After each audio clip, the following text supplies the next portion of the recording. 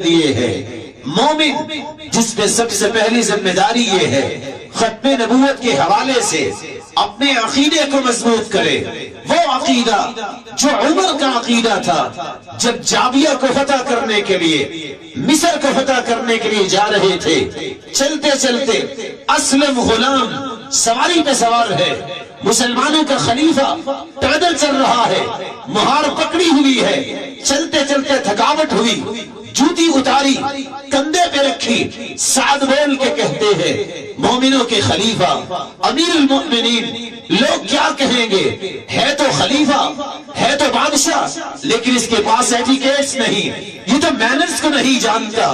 کہا سعد اگر تم سعد نہ ہوتے تو میں مار مار کے تجھے عبرت بنا دیتا۔ اِنَّا كُنَّا أَذَلَّ قَوْمٍ، ہم ذلیل ترین قوم تھے، فَعَزَّنَا اللَّهُ بِالْإِسْلام، ہمیں عزت ملی اسلام کی وجہ سے ملی ہے۔ فَمَهْمَا نَطْلُبُ الْعِزَّةَ بِغَيْرِ مَا أَعَزَّنَا اللَّهُ أَذَلَّنَا اللَّهُ، اگر ہم نے توحید کو چھوڑ دیا، اسلامی تعلیمات کو چھوڑ دیا، اللہ ہمیں دوبارہ ذلیل کر دیں گے۔ عزت ہے توحید میں، مقام ہے اسلامی تعلیمات میں۔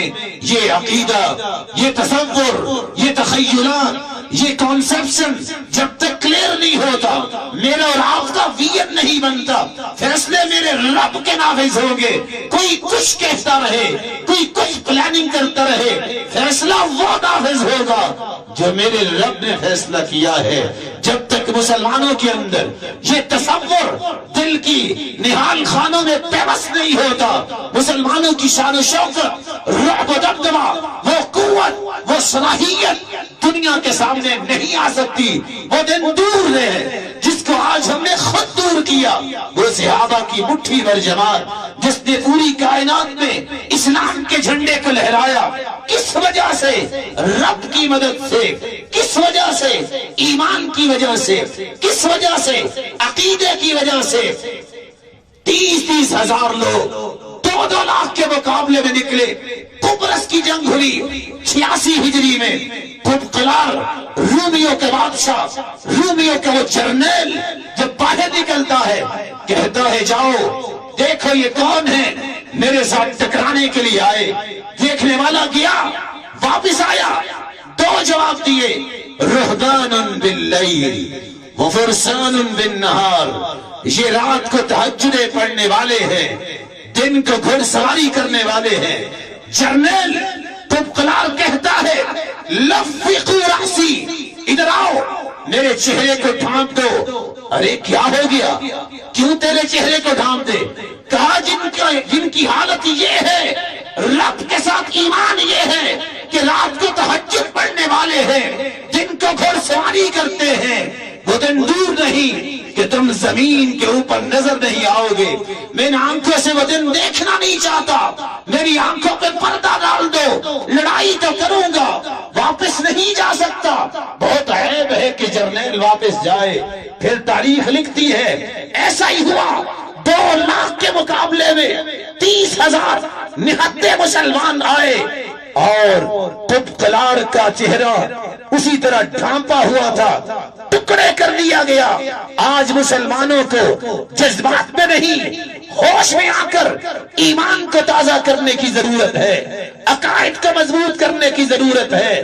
آج مسلمانوں کو اپنے دینی شعار کو لینے کی ضرورت ہے، جذبات کی ضرورت نہیں۔ دیکھیے میری نمازیں کیسی، دیکھیے میری زبان کیسی، یہ زبان صداقت سے جھوٹ کی طرف کیوں گئی، یہ ایمان بے ایمانی کی طرف چلا گیا، جس وجہ سے ذلت دیکھنی پڑ رہی ہے۔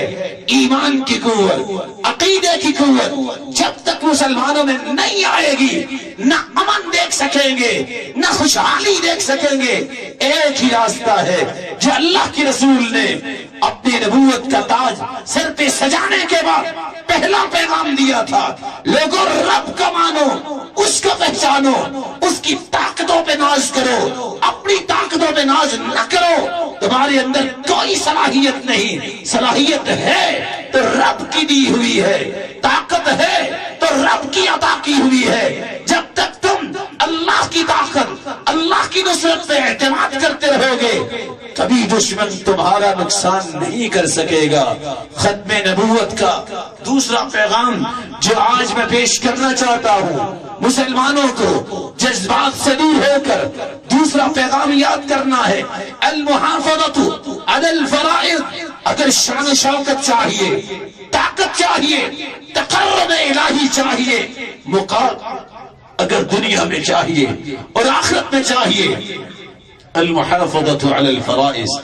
دیکھیے میری نمازیں کیسی، میرے فرائض کیسے، میں کیسا مسلمان کہ میری 40 دن کی نماز باجماعت اگر میں نہیں پڑھ سکتا، رسول صلی اللہ علیہ وسلم نے فرمایا تھا، من صلی للہ 40 یوما فی جماعہ یدرک التکبیرۃ الاولی کتبت له براءتان، براءۃ من النار وبراءۃ من النفاق۔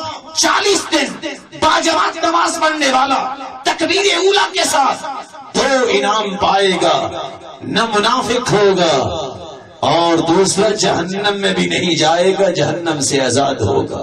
كان سعید بن عبد العزیز اذا فاتته صلاة الجماعة بكى۔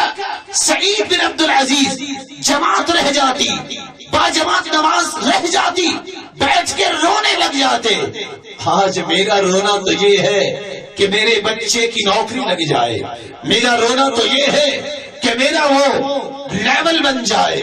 سٹیٹس کی دوڑ میں آ گئے، ایمان کی دوڑ ہار چکے، ہم نے سٹیٹس کی دوڑ میں اپنی بیٹیوں کو بے حیا کیا، ہم نے سٹیٹس کی دوڑ میں اپنے بچوں کو اغیار کا غلام بنایا۔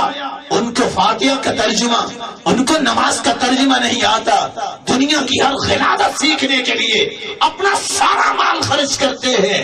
نہیں، مقام چاہیے، ان فرائض کی طرف آؤ۔